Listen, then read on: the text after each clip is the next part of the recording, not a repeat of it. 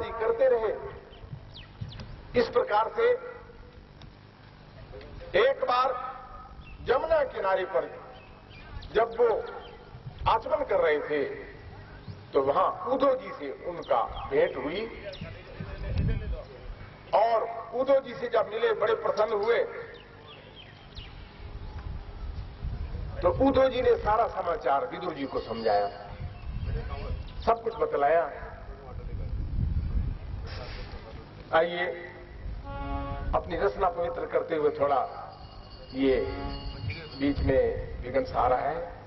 सब माताएं बहन प्रेम से सब बोलेंगे ताली बजा के, लेकिन सब कहना राधे राधे गोविंद गोविंद राधे,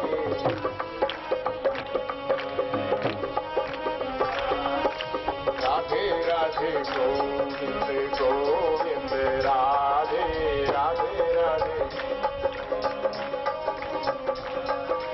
राधे राधे गोविंद गोविंद राधे,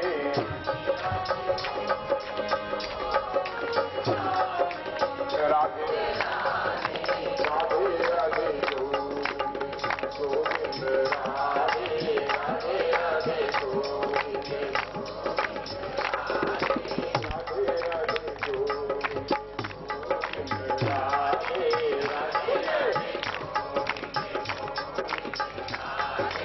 राधे राधे गोविंद गोविंद राधे,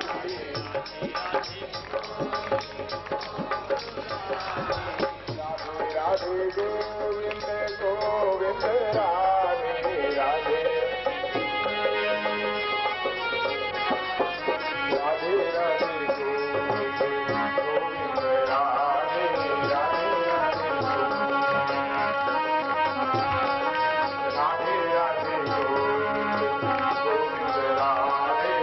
राधे राधे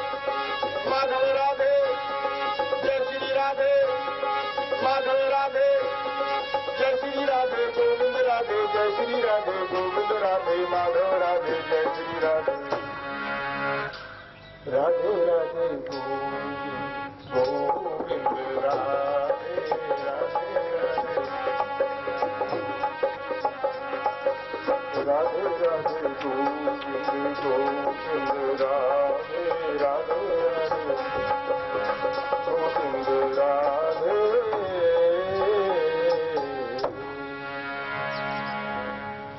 बड़े भाग्यशाली हैं आप। भगवत कृपा से आपको आज तृतीय और चतुर्थी स्कंद की कथा आपके सामने आ रही है। अब विदुर जी को उद्धव जी ने सारा हाल सुनाया।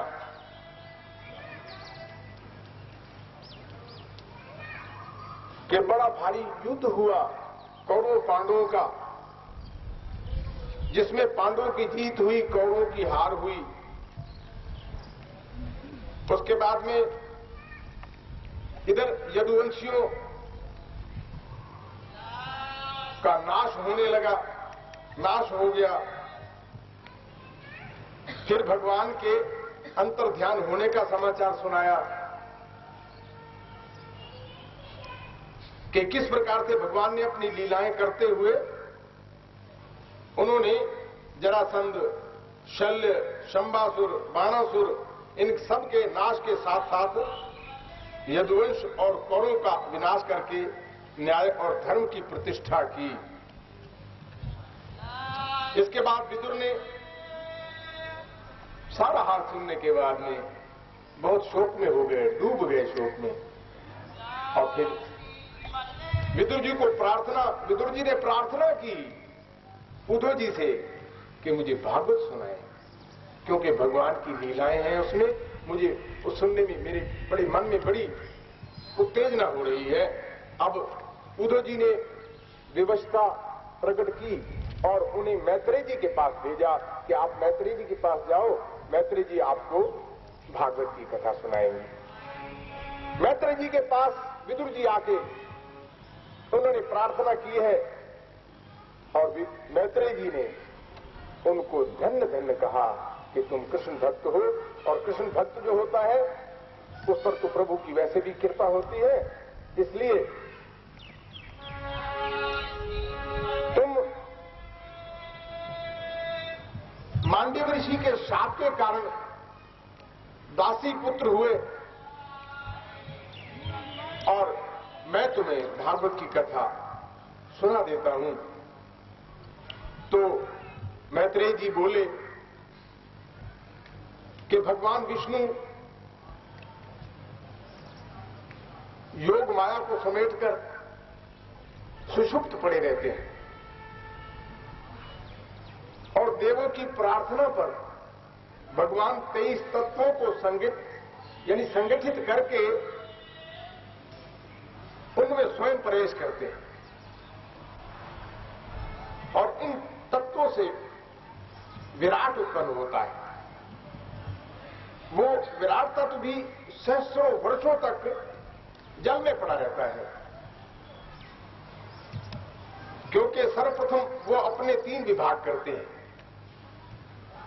आत्मा, परमात्मा और विराट। विराट पुरुष 5 वायु, प्राण, अपान, समान, उदान, व्यान, इनके सहित 5 और जो प्राण होते हैं, नाग, कर्म, कर्कल, दैव और धनंजय, इन सबको प्रकट करके भगवान अपने घोर तप से इनकी जीविका के लिए इनके मुख, जिह्वा, नासिका, त्वचा, नेत्र, कर्ण, लिंग, गुदा, हस्तपाद, मन, बुद्धि तथा चित्त आदि ये जो अंतःकरण है, इसके साथ साथ क्रमशः वाणी, स्वाद, प्राण, स्पर्श, दर्शन, श्रवण, वीर्य, जल, मल त्याग, कर्म शक्ति, चिंतन, अनुभूति तथा चेतन और इनके अभिमानी देवताओं को उत्पन्न करते हैं। इस प्रकार से सारा वर्णन सुनाया है कि किस प्रकार से भगवान अपनी सृष्टि की रचना करते हैं।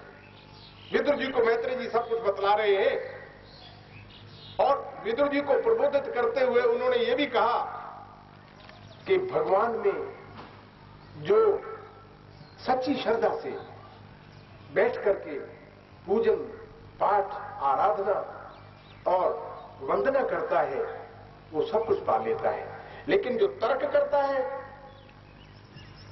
वो नास्तिक होता है, उसको भगवान किसी प्रकार भी उसको पसंद नहीं करते। इसलिए श्रद्धा होनी चाहिए, उसका हार्दिक प्रेम होना चाहिए भगवान के प्रति। इस तरह से कहते हुए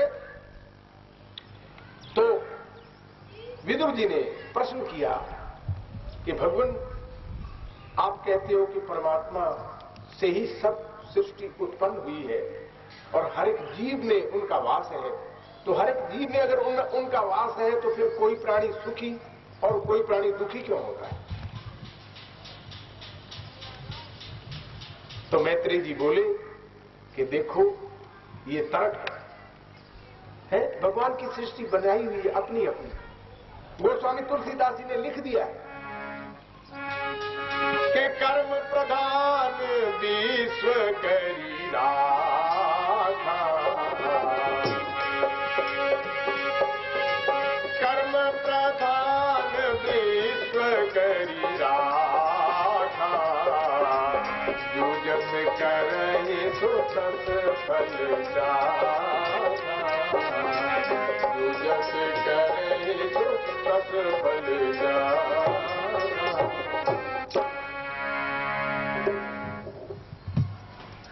ये कर्म जो है ये प्रधान है।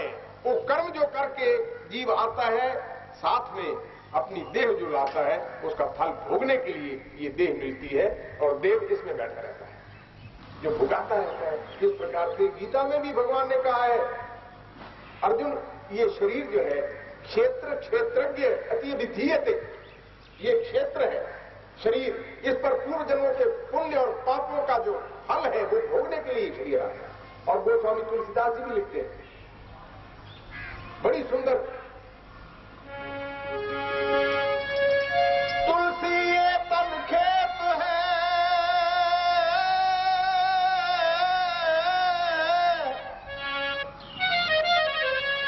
तुलसी ये तन खेत है, मन बच कर्म किसान, पाप पुण्य दो बीज है, बवे सुलवे निदान सियावर राम जय जय राम, मेरे प्रभु राम जय जय राम।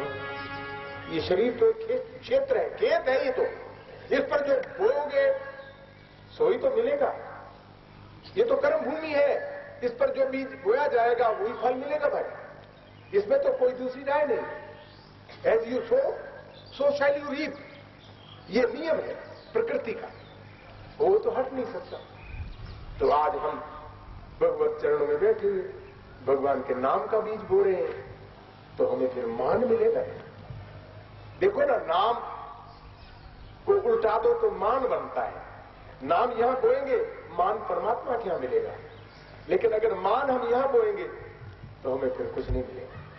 आज कई लोग ऐसे होते हैं जो अपनी यश कीर्ति मान सम्मान के लिए ही सारा प्रयास करते रहे जीवन भर, और अंत में छोड़ के जब जाते हैं तो सब धन सब कुछ यहीं रह जाता है और वहां खाली हाथ लौट जाते हैं।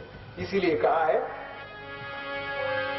कि इकट्ठे जिस कदर दुनिया के सामा होते जाते हैं, सुकूने दिल से खाली फिर भी इंसान होते जाते हैं। हंसी आती है उन लोगों पे जो दुनिया की चीजों में खुशी को ढूंढकर उल्टे परेशान होते जाते हैं।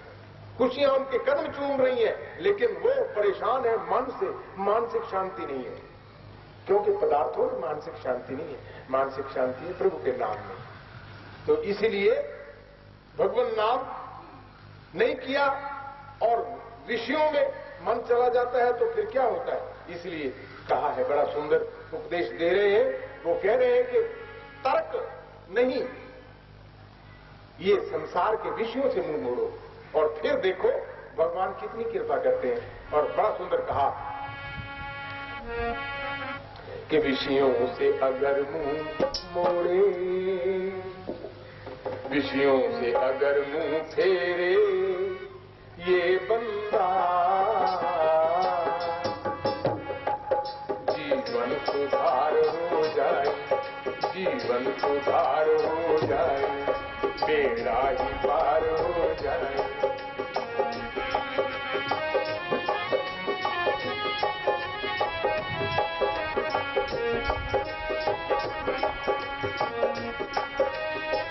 पार हो जाए, बेड़ा ही पार हो जाए। ना भटके सांझ सवेरे ये बंदा, घर हरि से प्यार हो जाए, उस पर निसार हो जाए। ना भटके सांझ सवेरे ये बंदा, जीवन सुधार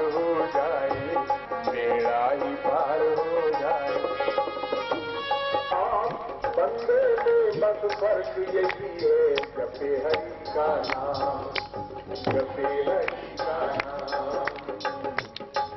ये खाना पीना सोना ये तो सबसे सारी काम, बंदे अब फर्क यही है, जपे हरि का नाम हो, जपे हरि का नाम। हरि नाम की माला फेरे ये बंदा जीवन सुधार हो जाए, तेरा अधिकार हो जाए, नाम भटके आज सवेरे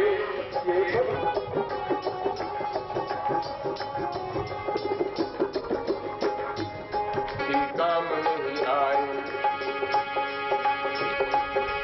ये जानवरों का काम दाम बिक करके काम में आवे, बंदे गंदे की चमड़ी पर किसी काम नहीं आवे, किसी काम नहीं आवे।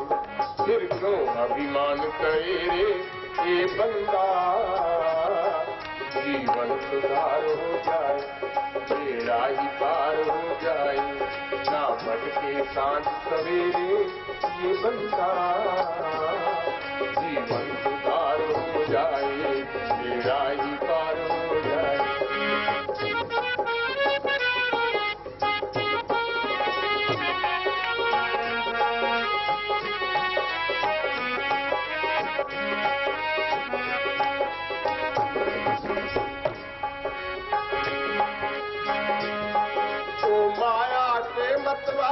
अब तो तुझको नशा चढ़ा है, शाह से गदा और गदा से शाह करता बेअंत बड़ा है।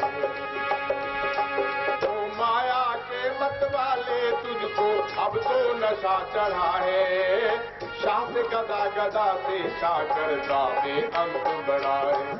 करने का नारायण तेरे ये बंदा, बिल्कुल लाचार हो जाए, बेकार हो जाए, नामक के सांझ सवेरे ये बंदा, जीवन सुधार हो जाए, बेड़ा ही पार हो जाए। और आखिर में बड़ी सुंदर बात,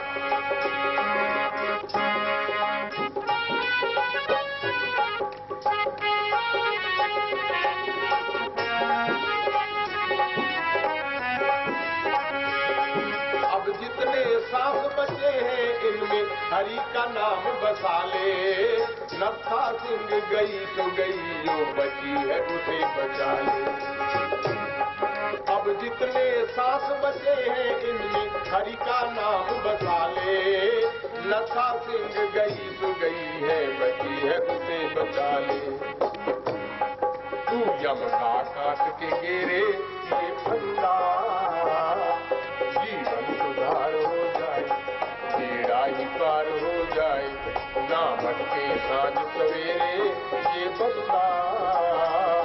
गर हरि से प्यार हो जाए, उस पर निसार हो जाए, विषयों से अगर मुंह फेरे ये बंदा, जीवन सुधार हो जाए, बेड़ा ही पार हो जाए, जीवन सुधार हो जाए, बेड़ा ही पार हो जाए। विषयों में आज भटका हुआ मानव विष्णु को भूल गया, पैसे में अटका हुआ मानव परमात्मा को भूल गया, ऐश्वर्य में मस्त आज का मानव ईश्वर को भूल गया। सही मानों में यही समय होता है जब नष्ट करके आदमी पछताता है, अब चिड़ियां चुग गई खेत, फिर पछताए क्या हो। तो इस प्रकार से व्यक्ति को रहते समय अपने जीवन का निर्माण कर लेना चाहिए, नहीं तो मृत्यु तो दौड़ी चली आ रही है, मृत्यु को समय नहीं लगेगा पहुंचने में। इसी प्रकार से वो बता रहे हैं, मैत्रेय जी बताते हैं कि विदुर, विषयों के रूपांतर का नाम ही काल है, और ये काल भगवान का एक अपरक उपादान है। इसे निमित्त बनाकर भगवान विष्णु अपनी माया से सबका संहार करते हैं। ये जगत वर्तमान काल में भी है, और भूतकाल में भी था, और भविष्य काल में भी रहेगा। इस प्रकार से आगे कहते हैं कि ब्रह्मा ने अपने अंगों से इस सृष्टि की रचना की है। सर्वप्रथम उन्होंने जो रचना की थी अपने संकल्प से की थी और अपनी कन्या पर ही उनका मोह जाग गया, इसलिए उन्होंने अपना वो शरीर तो त्याग दिया और फिर दोबारा ब्रह्मा जी ने सृष्टि जो है मैथुन सृष्टि रची है। तो उससे उन्होंने सबसे पहले अपने शरीर से स्वयंभू मन्नु और शत्रुपा को उत्पन्न किया। दोनों को उत्पन्न करने के पश्चात मन्नु ने शत्रुपा से प्रथम बार मैथुन द्वारा संतान की उत्पत्ति की थी। मन्नु और शत्रुपा ने 2 पुत्र और 3 कन्याएं उत्पन्न की हैं। मन्नु ने एक तो पुत्र प्रियव्रत और दूसरा उत्तानपाद, 3 कन्याएं आकुति, देवहूति और प्रसूति। उन्होंने अपनी इन तीनों पुत्रों का विवाह क्रमशः रुचि, कर्दम और प्रजापतियों के साथ किया। इनके आगे चल करके सृष्टि की और रचना होती है और आगे चल करके बतलाते हैं कि फिर जब ऋषि सनकादि ऋषि भगवान के दर्शनों के लिए द्वारका पहुंचते हैं, सनक, सनंदन, सनातन और सनत कुमार चारों ऋषि जो पहुंचते हैं भगवान के दर्शनों के लिए द्वारका में, तो द्वार पर ही द्वारपालों ने उनको अंदर नहीं जाने दिया। क्रोध में आकर उन्होंने शाप दे दिया उन दोनों को। जय और विजय ये दोनों द्वारपाल थे भगवान द्वारकानाथ के, तो उन्होंने शाप दे दिया, जाओ पृथ्वी पर राक्षस बनो। तो इस प्रकार से जय विजय दोनों जो है हिरण्याक्ष और हिरण्यकशिपु के रूप में दोनों वहां पर पृथ्वी पर आकर के जन्म लेते हैं। ये कथा आगे आती है। वास्तव में वैकुंठ में भगवान के ये द्वारपाल है दोनों ही जय विजय, लेकिन इनको उन ऋषियों के शाप से हिरण्याक्ष और हिरण्यकशिपु दोनों भाई बन करके उन्होंने आना पड़ा। और सुखदेव जी परीक्षित को बता रहे हैं कि ये सनत कुमारों के पास जो ज्ञान था वो सबसे पहले सांख्य मुनि के पास और सांख्य से बृहस्पति के पास और फिर पाराशर जी के पास ये ज्ञान आता गया और सृष्टि की रचना होती चली गई है। आगे चल के अपने पिता कर्दम ऋषि के वन चले जाने के बाद में, क्योंकि भगवान ने कर्दम ऋषि के घर में कपिल रूप में अवतार धारण किया है, कपिल मुनि के रूप में स्वयं भगवान ने अवतार धारण किया है। और जब कर्दम ऋषि वन को चले गए तो कपिल मुनि ने माता की रक्षा की है और माता को जिस प्रकार से माता ने गुरु मान लिया कपिल मुनि को और उन्होंने उपदेश दिया है अपनी माता को गुरु बन करके बताया है कि मां जीव जो है, जीव के बंधन का कारण मन है। ये मन जो है यही बंधन और मोक्ष का देने वाला है। और माता को बतला रहे हैं कि मन जिसके काबू हो जाता है वो तो परमात्मा को एक क्षण में पा लेता है, लेकिन मन काबू होना बड़ा मुश्किल है। क्योंकि मन, भगवान ने गीता में कहा है अर्जुन इंद्रियों में मन मैं हूं, तो भगवान को काबू करना तो बड़ा मुश्किल है। भक्त ही काबू कर सकता है मन को, तो क्योंकि भगवान उसके बस में होता है। भगवान तो कहता है, भक्तों के लिए भगवान क्या कहता है? मैं भगवान नहीं भक्तों का, भक्त मेरे भगवान, मुझे तू नौकर करके जान, मुझे तू नौकर करके जान। नफसी मैं मालिक नहीं किसका है ये तेरी दुकान, मुझे तू नौकर करके जान, मुझे तू नौकर करके। आगे आप सुनेंगे इसकी कथा।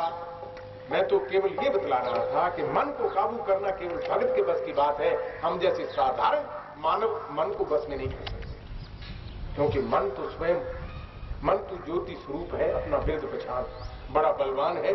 इसलिए आगे माता जी को बतलाते हुए कपिल जी कहते हैं, माता ज्ञानेंद्रियों और कर्मेंद्रियों की श्री हरि में सहज वृत्ति का नाम ही अहेतु की भक्ति है, और ये भक्ति का जो संबंध है वो मुक्ति से भी अधिक है।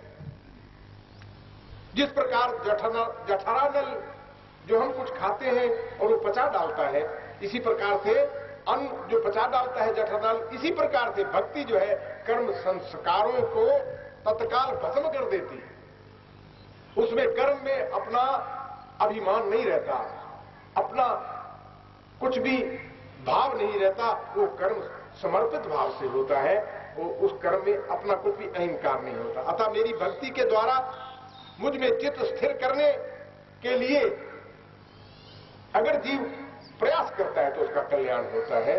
इसीलिए आगे बतलाते हैं माते, चारों आश्रमों में सर्वोत्तम गृहस्थ आश्रम है। 4 आश्रम है, ब्रह्मचर्य आश्रम और गृहस्थ आश्रम, संन्यास आश्रम और वानप्रस्थ आश्रम। 4 आश्रम बतलाए गए हैं शास्त्रों में। सबसे श्रेष्ठ गृहस्थ आश्रम को बतलाया है, क्योंकि गृहस्थ आश्रम ही इन चारों का पालन पोषण करता है। और जो श्रद्धा भक्ति वैराग्य पूर्वक इसमें रह करके भगवान की भक्ति करते हैं, तो उनको सुनने वाले को और सुनाने वाले को, दोनों को परमात्मा अपने चरणों में स्थान देते हैं। कहते भी है, सुनते पुनीत कहते पवित्र, सतगुर रहा घर पूरे, बिन मानित नानक गुर चरण लागे, वाजे अनहद टूरे।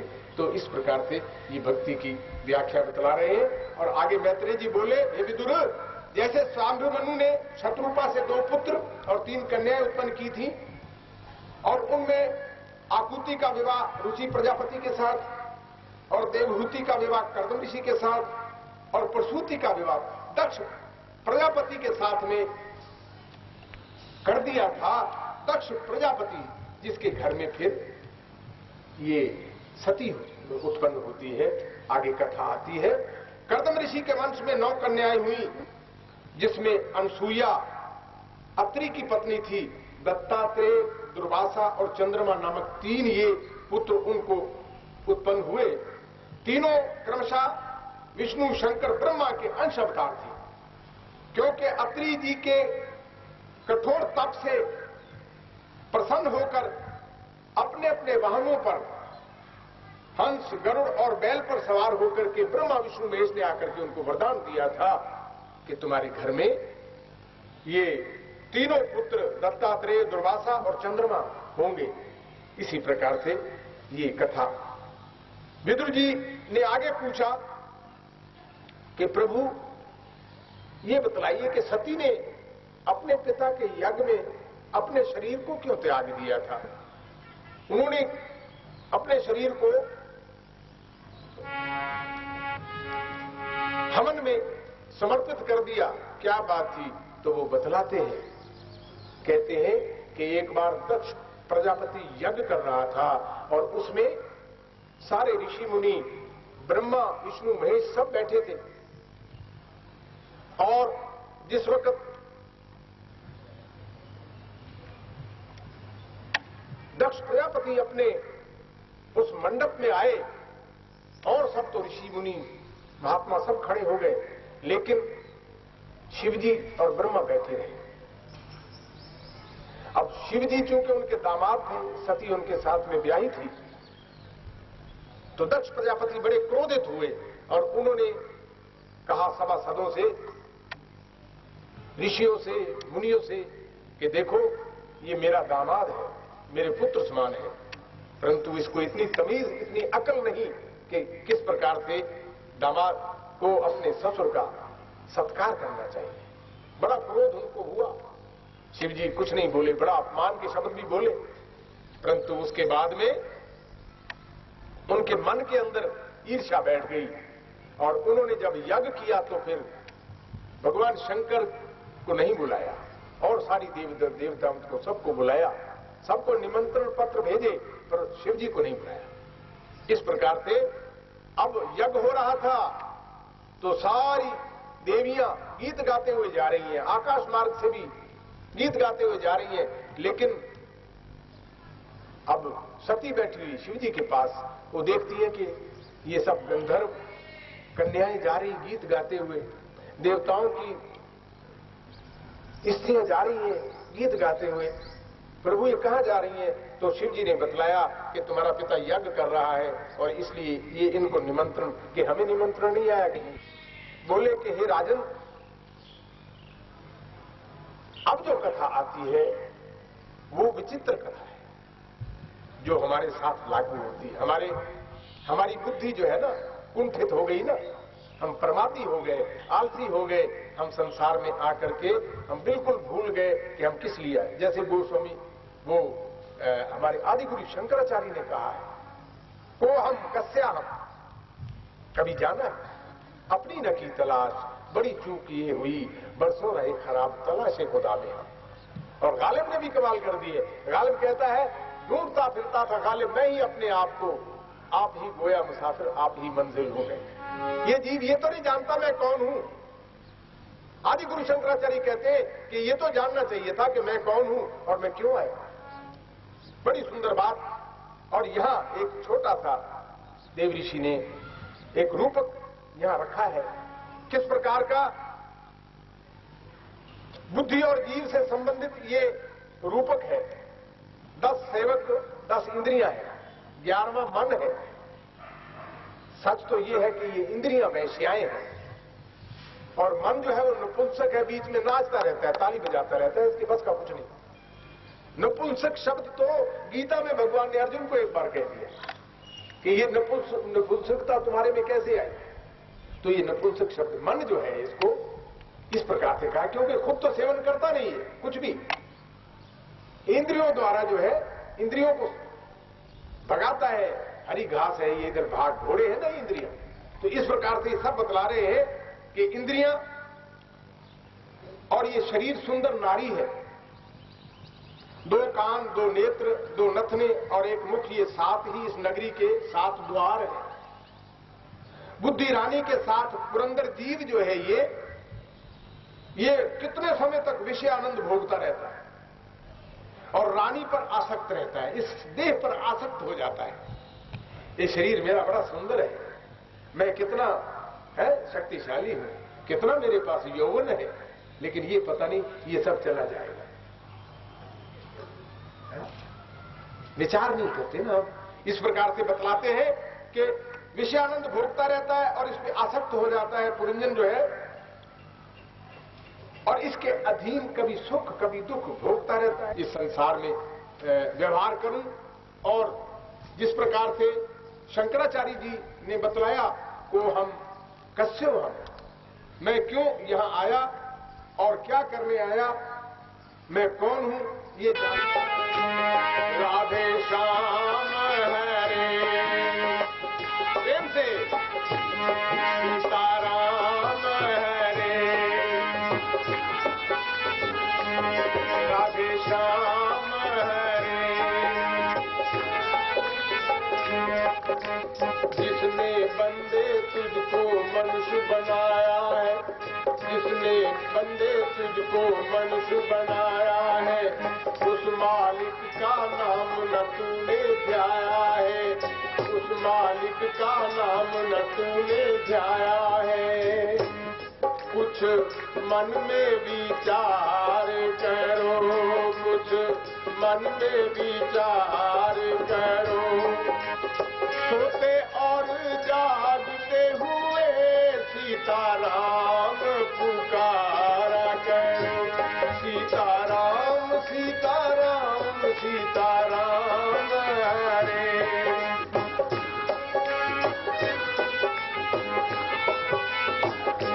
राधे श्याम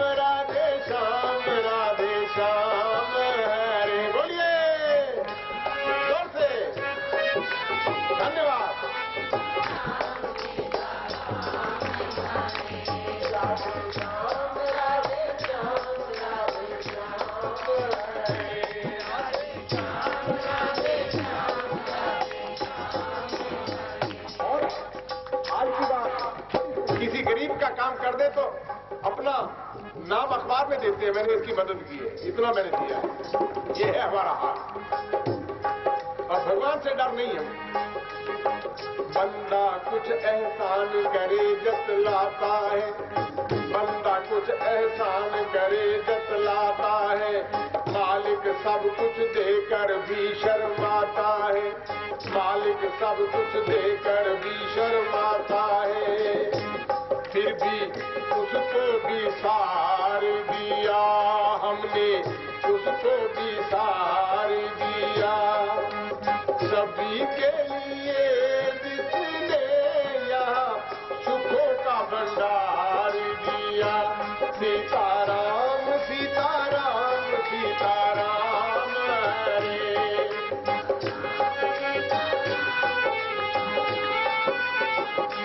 राधे श्याम राधे श्याम राधे श्याम हरे। प्रेम से जय जय। सीताराम हरे राधे श्याम हरे। सीताराम हरे राधे श्याम हरे। सीताराम हरे। जिसके बिना एक पल भी रहा ना जाता है, जिसके बिना एक पल भी रहा ना जाता है। मालिक हमको पानी मुफ्त पिलाता है, मालिक हमको पानी मुफ्त पिलाता है। और हवायु चलाई है उसने, हवायु चलाई।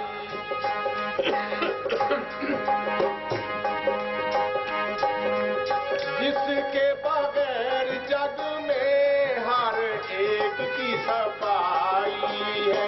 सीताराम सीताराम सीताराम हरे।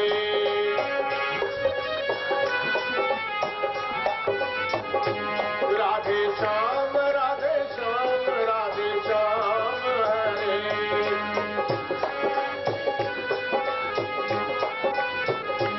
सीताराम हरे राधे श्याम हरे।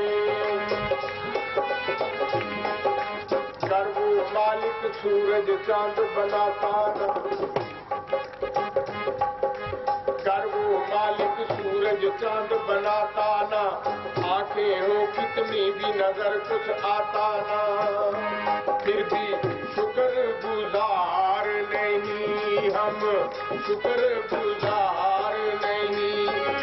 जिसने बनाया हमको किया उससे प्यार नहीं। सीताराम सीताराम सीताराम जपो।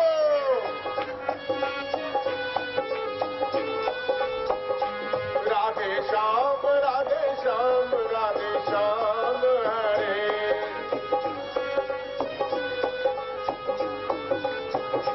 सीताराम हरे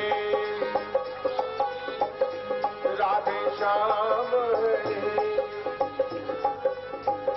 सीताराम हरे। मेरे भाई बहन, कोई काम दुनिया में भगवान का तो रोका नहीं। मैंने तो आज तक यही 70 साल की उम्र में यही देखा है। मेरी 70 साल की आयु हो गई। शायद ही कोई आश्रम हरिद्वार में बचा होगा जहां मैं बोला नहीं, लेकिन मैंने देखा वो भी प्रपंच, वो भी भगवान की लीला है। उसको हम काहे को दोष दें?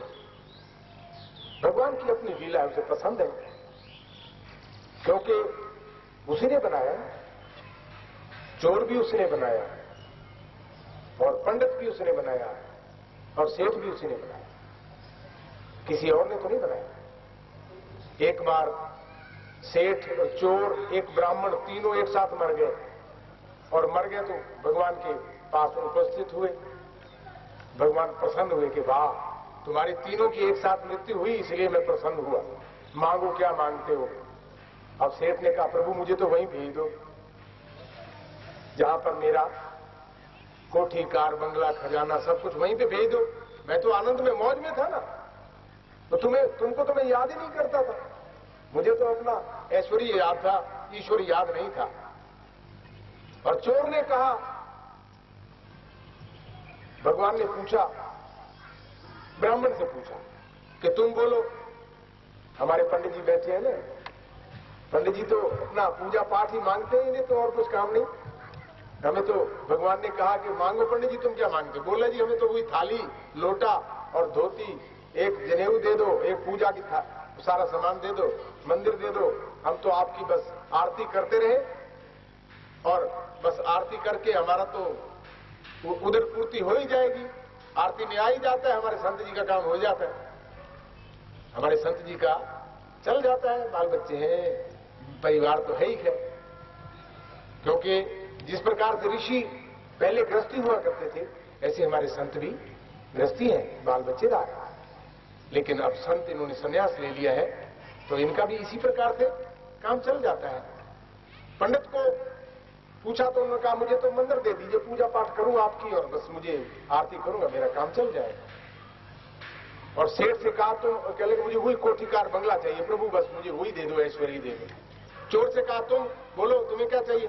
कह लगे, मुझे सेठ का पता बतला दो। मुझे और क्या चाहिए? ये सेठ का एड्रेस बतला दो मुझे।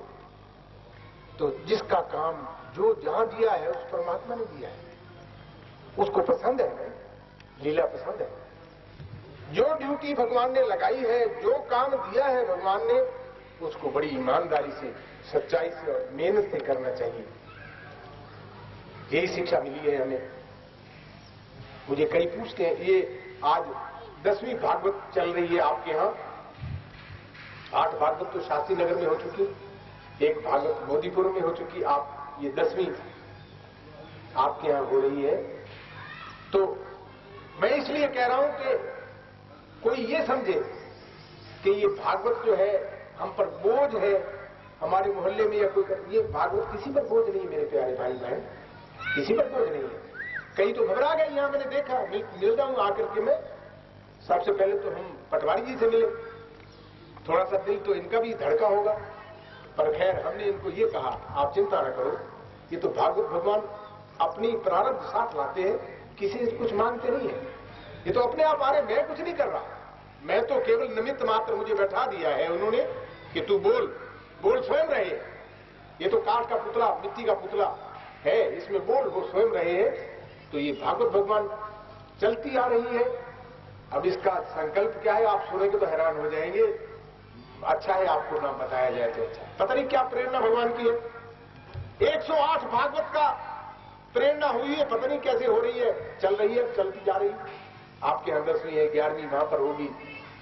ये आपके यहाँ शिव मंदिर है, उसके बाद में 12वीं और कथा बता रहे हैं यहाँ हमारे मोदीपुरम का, दूसरी कॉलोनी कोई उधर होगी। इस प्रकार से आगे बढ़ती चली जा रही है।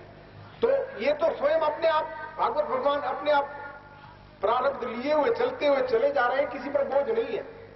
इसलिए कई सज्जन मेरे बहन भाई घबरा जाते हैं, घबराना नहीं चाहिए, क्योंकि खर्चा हो जाएगा, सिर पर बोझ पड़ जाएगा। मैंने देखा यहाँ घबरा गए कुछ लोग। मैंने कहा भाई एक पैसा भी अगर आपसे मांग जाए तो आप थूक देना हमारे मुंह पर। आप कम से कम, ये भागवत भगवान आपको चल के आया है तो कम से कम स्वागत तो करो, आप उनका सत्कार तो करो, है? जिस प्रकार से मीरा ने गली गली जाकर के, है, और लोगों को प्रचार किया, भागवत प्रचार किया। क्यों? उसके अंदर भगवान प्रकट हो गए थे, भगवान की प्रेरणा थी। ये निमित्त मात्र होता है, शरीर तो करने वाले तो, करता धरता तो स्वयं भगवान ही हुआ करते हैं। इसलिए बड़ा सुंदर गीता में भी श्लोक आया है, उपद्रष्टा अनुमंता भर्ता भोक्ता च महेश्वरा परमात्मेति उपयुक्तो देहे अस्मिन पुरुषा पराः। उठा के देख लो गीता कि अर्जुन, ये केवल दृष्टा मात्र है संसार। ये सारे कर्म जो है मेरे किए हुए हैं, तू क्यों डर रहा है? उठ और मार इनको, ये सारे मरे हुए हैं, मैंने मार रखे हैं, तू तो निमित्त मात्र है। केवल दृष्टा बन करके तू देख, कर्ता बन के मत देख। जो कर्ता सृष्टि को साजे आपे जाने सोई। हम बीच में टांग अड़ा देते हैं, मैं करता, कर्तापन का अभिमान आपे ही, ये परेशान हो जाता है और ये अहंकार में अभिमानी हो जाता है और दुख होता है। इस प्रकार से इस जीव को ये समझाने के लिए भागवत भगवान चल के आए और आकर के यही संदेश लाए कि ऐ मानव, जाग, सो मत, जाग, क्योंकि अगर तू इस समय अपना समय खो देगा तो फिर ये जो समय मिला है तुम्हें, ये फिर दोबारा शायद ना मिले। इसलिए कहा है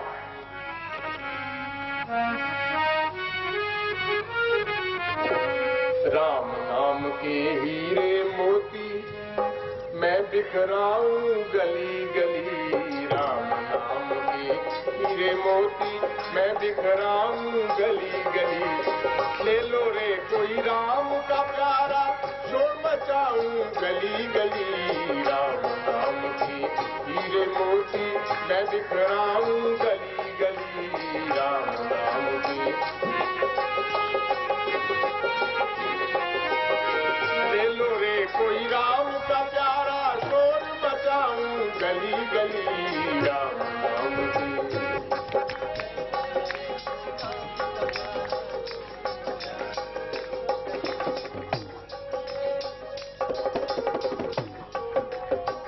जिस जिसने ये हीरे लूटे वो तो माला माल हुए।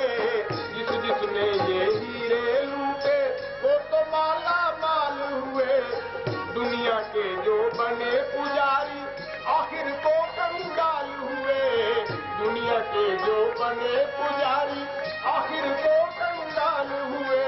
धन दौलत और माया वालों, धन दौलत और माया वालों में समझाऊं गली गली। राम नाम के हीरे मोती, राम नाम के हीरे मोती मैं बिखराऊं गली गली। राम नाम के हीरे मोती मैं बिखराऊं गली गली। ले लो रे कोई राम का प्यारा, शोर मचाऊं गली गली। राम नाम के हीरे मोती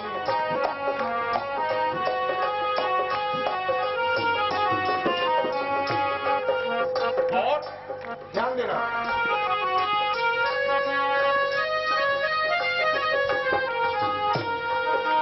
दौलत के दीवानों सुन लो, एक दिन ऐसा आएगा। दौलत के दीवानों सुन लो, दौलत के दीवानों सुन लो, एक दिन ऐसा आएगा। धन दौलत और माल खजाना यही पड़ा रह जाएगा। धन दौलत और माल खजाना यही पड़ा रह जाएगा। सुंदर काया माटी होगी, चर्चा होगी गली गली। राम नाम के हीरे मोती मैं बिखराऊं गली गली। राम नाम के हीरे मोती मैं बिखराऊं गली गली। ले लो रे कोई राम का प्यारा, शोर मचाऊं गली गली। राम नाम के हीरे मोती, ये तो मोती है। सही मानों में देखा जाए यही हमारा जो समय है, यही कीमती है। इसी की कीमत आपको मिलेगी। मैंने कल आपको बतलाया था कि समय का, संपत्ति का और अपनी शक्ति का, तीन बातों को याद रखिए, भूलिए मत। ये समय जो हमारा है इस वक्त, ये कल को हमारा नहीं रहेगा। इस समय से लाभ उठाओ। और संपत्ति जो इस वक्त है ये भी नहीं रहने की, इस समय उसके भी लाभ उठा लो। और शक्ति, शरीर एक शक्ति है। आज बैठे हो ना आप, कल को बैठ सकोगे कि नहीं क्या पता। इसलिए अपनी समय, संपत्ति और शक्ति का दशांश दान कर दो भगवान के नाम। और फिर देखो, और घर में बैठ करके आप पूजा पाठ करते हो तो वो तो ठीक है, व्यक्तिगत पूजा पाठ है, उसका पुण्य है, लेकिन कितना? 1%। और ये सामूहिक सत्संग में जो सामूहिक बैठ करके पूजा पाठ या सत्संग होता है, इसमें 101% का लाभ होता है। क्यों? स्वयं भगवान इसमें विराजमान होते हैं, हनुमान जी बैठे होते हैं। क्यों? जहां भगवान हो वहां हनुमान न हो, ऐसा तो हो नहीं सकता। बजरंगबली तो मैं सोचता हूं, समय थोड़ा सा है, बजरंगबली की कथा सोमवार कल को सुना देंगे आपको। अब तो समय अधिक होता जा रहा है, क्योंकि कल आपको बजरंगबली की कथा भी सुनने को मिलेगी। बड़ी सुंदर कथा है। भगवान राम के चरणों में उपस्थित होकर के, और माता सीता भी साथ में है। तो ये राम नाम के हीरे मोती जो हमें मिल रहे हैं, ये हमारे सौभाग्य से मिल रहे हैं, इसलिए इसको मत गवाइए इस समय को। और ये तो उसकी कृपा है। देखो ना, सौभाग्य है हमारा कि यहां चल करके भागवत भगवान आ गए, और आकर के सबका कल्याण करने के लिए। क्योंकि भागवत भगवान की आप आगे सुनेंगे, जिसने नहीं सुनी उसी का जो है मोक्ष नहीं हुआ। ऐसा है भागवत भगवान का आजकल प्रभाव। तो इसलिए आज कथा यहीं पर विश्राम लेती है। पंचम स्कंद पर हम आ गए हैं, और पंचम स्कंद, क्योंकि तृतीय और चतुर्थ स्कंद की कथा हमारे सामने आ चुकी, पंचम स्कंद हम कल सुनेंगे। तो इसके साथ साथ हम अपनी रचना को पवित्र करते हुए थोड़ा आगे बढ़ते हैं। सबने मिलकर मेरे साथ में सबने बोलना है, लेकिन ताली जरूर बजानी है। सीधे स्वस्थ होकर बैठी, बिल्कुल। ये सत्संग को स्वस्थ करता है, सत्संग को हमारा स्वास्थ्य प्रदान करता है हमें। और ताली बजा करके बड़े प्रेम से मेरे साथ सब मिलकर कहेंगे, राधे राधे गोविंद गोविंद राधे राधे राधे राधे गोविंद गोविंद राधे राधे राधे राधे गोविंद गोविंद राधे राधे राधे राधे राधे गोविंद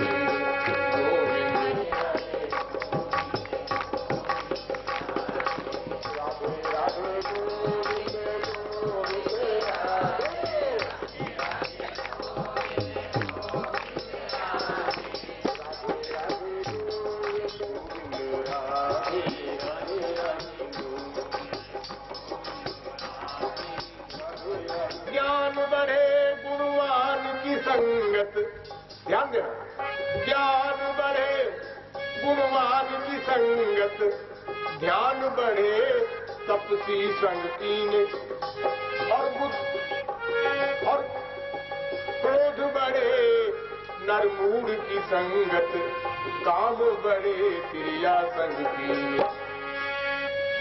मोह बढ़े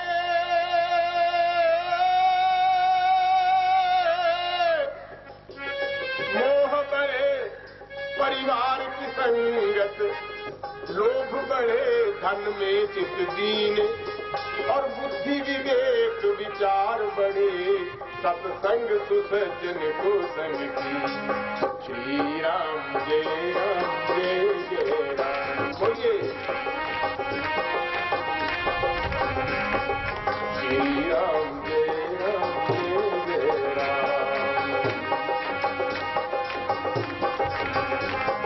श्री राम जय जय राम, श्री राम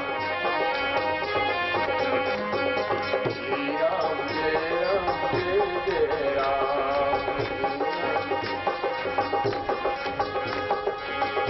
जय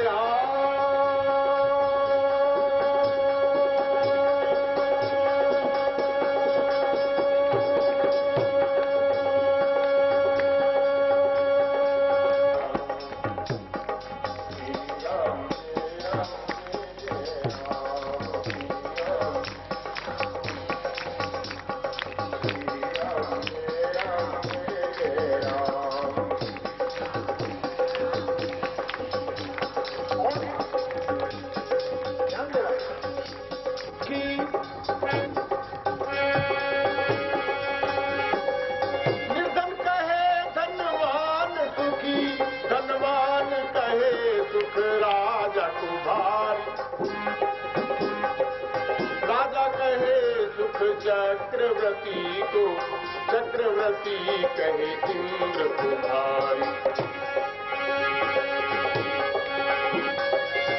इंद्र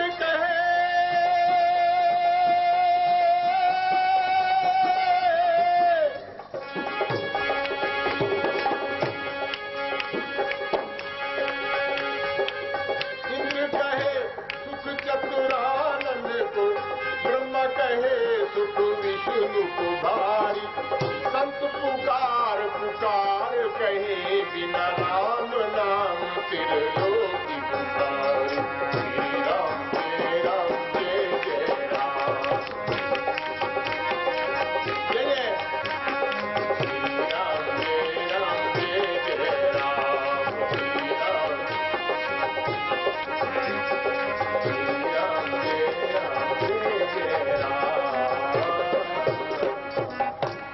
जिस प्रकार से शरीर का खुराक भोजन है, शरीर अन्न के बिना नहीं रह सकता, अन्न में कोश है ना, शरीर की खुराक भोजन है। मेरे भाई बहनों, आत्मा की खुराक भजन है, याद रखना। अगर शरीर को आप भोजन नहीं दो तो कुछ दिन बाद ऐसे सूख जाएगा, कांटे की तरह से रह जाएगा। और अगर आपने भजन नहीं दिया अपनी आत्मा राम को तो वो भी सूख जाएगा, आत्मा मृत्यु समान, मृतक समान हो जाएगा। इसलिए अपनी आत्मा को जागृत रखिए। मैं तो यही समझता हूं कि जो भगवान ने काम दिया है उसको ईमानदारी, मेहनत और सच्चाई से जो करता है ना, वो भगवान को प्यारा है। 18वें अध्याय में भगवान ने कहा है, आज मैं पढ़ रहा था, अब मैं नहीं कहता कि खैर आप पढ़ते हो या नहीं पढ़ते हो, मेरा तो नित्य नहीं है। मैं तो गीता में 18वें अध्याय में आज पढ़ा, भगवान कहते हैं सर्वधर्मान परित्यज्य मामेकम शरणम व्रजः। अर्जुन तू मेरी शरण में आके तो देख, मेरा पाठ पूजा करके तो देख। और फिर भगवान कहते हैं उसमें मन मना मत भक्तो मध्याजी मां नमस्कुरु। अरे तू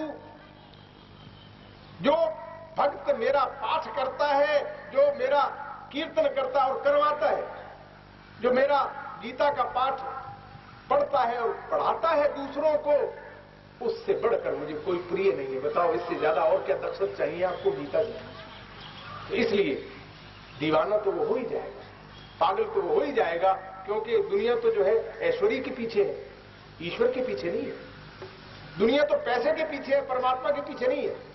इसलिए दुनिया से हमें क्या लेना? ये दुनिया गम तो देती है, शरीर के गम नहीं होती, ये जख्मी करती रहती है मगर मरहम नहीं होती। इस दुनिया से क्या लेना?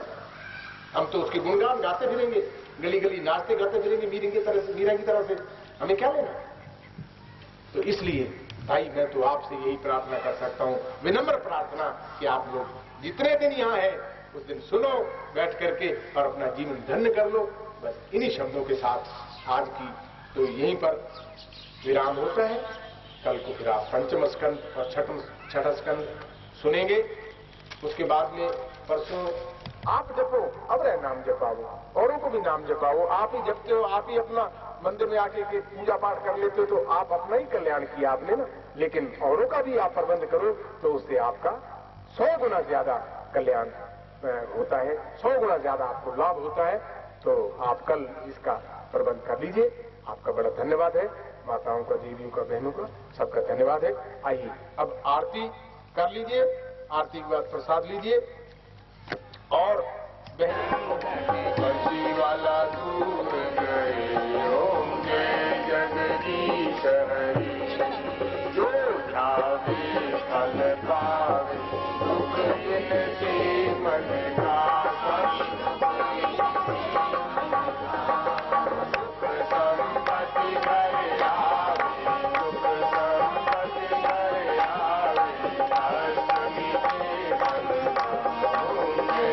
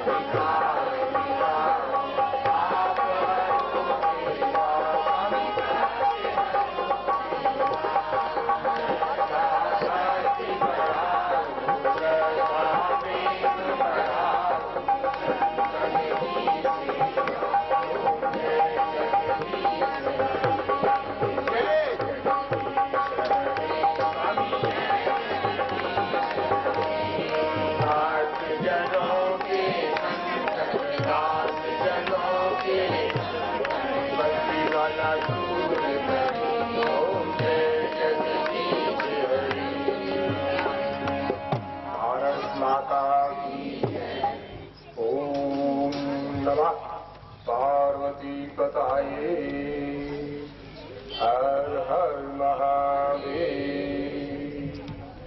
जय जय श्री राधे, जय जय श्री राधे, जय जय श्री राधे। श्री वृंदावन बिहारी लाल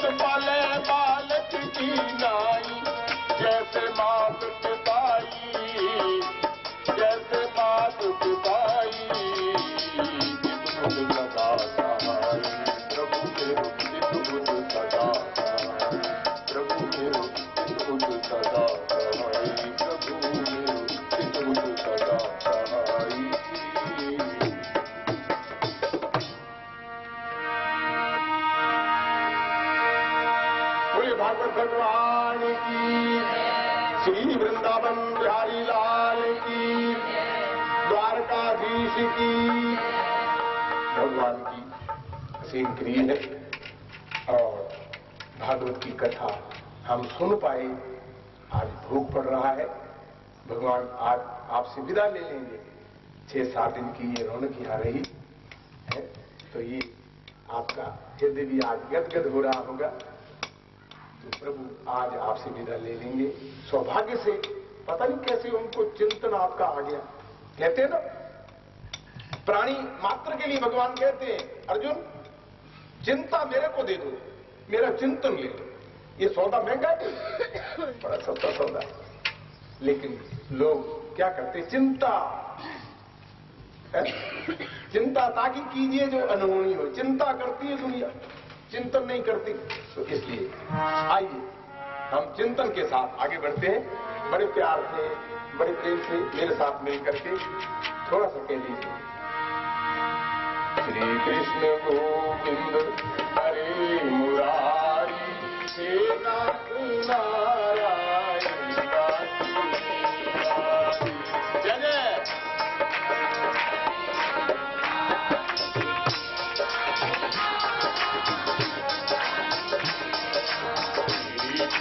गोविंद हरे मुरारी, हे नाथ नारायण वासुदेवा।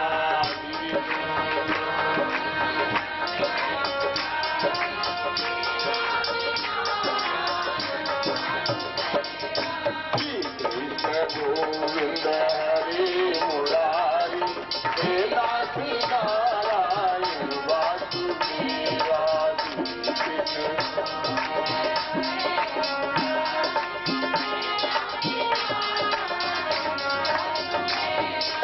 कृष्ण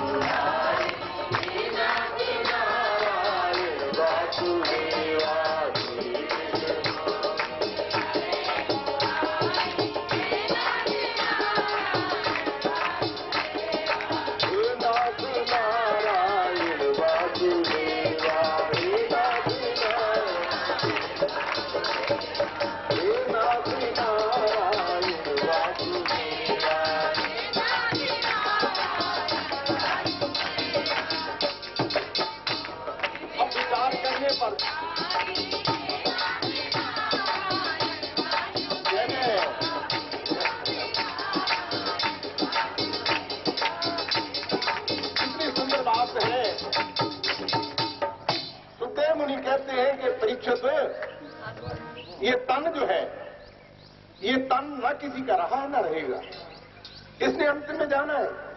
पहले तैयारी कर लेनी चाहिए थोड़ी सी, इस बात का ज्ञान हो जाए कि मुझे जाना कहाँ है, को हम है, कच्चा हम, मैंने कहां से आए हूं, कहां जाना है, क्या करना है, ये ज्ञान हो जाना चाहिए इस प्रकार से। लेकिन इतनी बात जरूर है, इतना भी हमको ज्ञान नहीं कि हम शरीर से जड़ होकर के भी और इसके अंदर ज्ञान स्वरूप हमारी आत्मा जो है वो क्या कह रही है, क्या पुकार रही है। बड़ी सुंदर बात।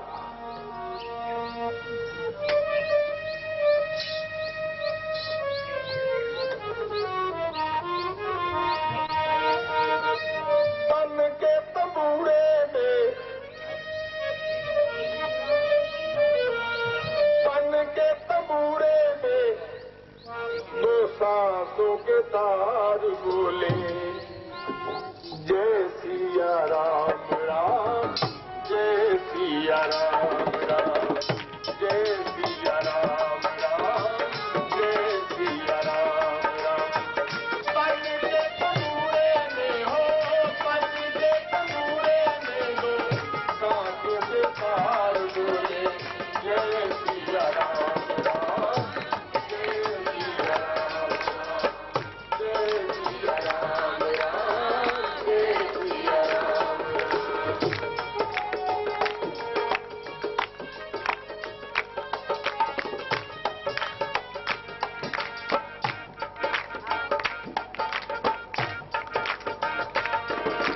अब तो कीर्तन के मंदिर में प्रभु का हुआ बसेरा, प्रभु का हुआ बसेरा।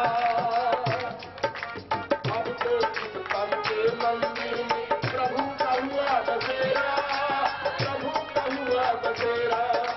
मगन हुआ मन तेरा, तुमका जन्म जन्म का तेरा, जन्म जन्म का तेरा। मगन हुआ मन तेरा, तुमका जन्म जन्म का तेरा, जन्म जन्म का तेरा। मन की मुरलिया में, मन की मुरलिया में, मन की मुरलिया में सुर का सिंगार बोले, जय सिया राम राम, जय सिया राम राम, जय सिया राम राम, जय राम राम राम। तन के तंबूरे में हो, तन के तंबूरे में हो, सांसों के तार बोले, जय सिया राम राम, जय सिया राम राम, जय राम राम राम, जय राम राम राम, जय सिया राम राम, जय।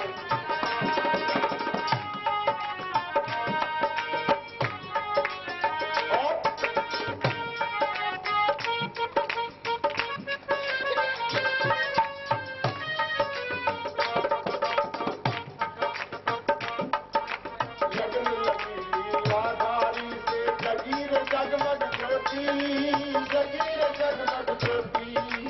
लगन लगी लीलाधारी से जगीर जगमग ज्योति, जगीर जगमग ज्योति। राम नाम का हीरा पाया, श्याम नाम का मोती, श्याम नाम का मोती। राम नाम का हीरा पाया, श्याम नाम का मोती, श्याम नाम का मोती। प्यासी दो अखियों में, प्यासी दो अखियों में, प्यासी दो अखियों में